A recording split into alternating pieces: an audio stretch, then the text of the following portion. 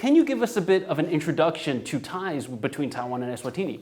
When I first got there, there were 7 or 8 diplomatic allied countries in Africa. But after so many years now, that's one and only in Africa. And I think that when I first got there, we had the so-called the agricultural technical mission there, and that was a long-standing establishment. And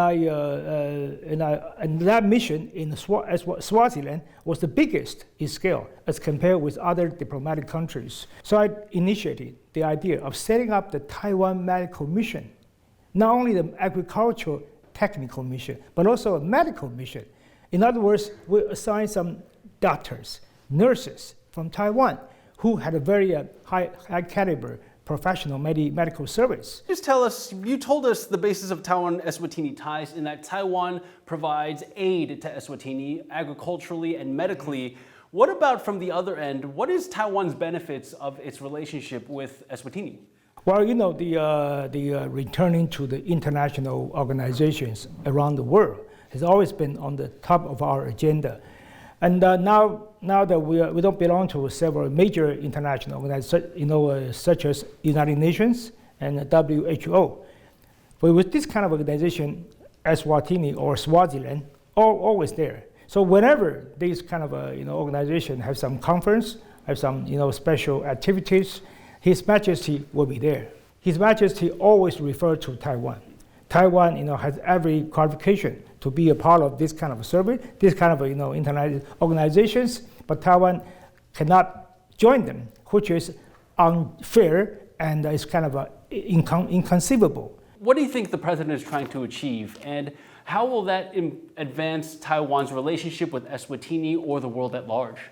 It's well timed, it's timely, because as you know that all the former presidents of Taiwan, ranging from Li Denghui, former president Li Denghui, and then Chen Ma Ying-jeou, and Tsai Ing-wen, they all have paid a visit to Swaziland. So I think that this time President Lai's visit is well-deserving and well-timed, and because the relations are only one diplomatic relation, it's not gained from nothing. You have to make sure that it's well-established and continue.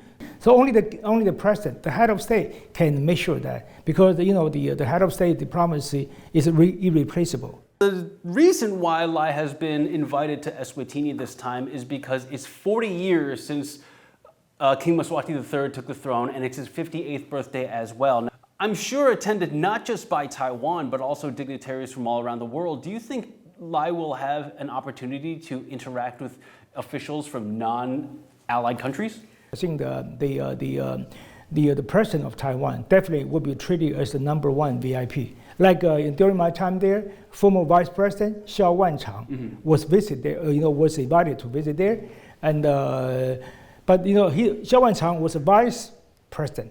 But the other several African states, they send the head of state, president, but they treat Xiao Wanchang, the VP of Taiwan, like equal to the other countries' head of state. So I think Xiao Wanchang then got a chance to meet some other African states leaders as well. I think it's a good chance. I think Lai Ching-te will be well looked after, for sure.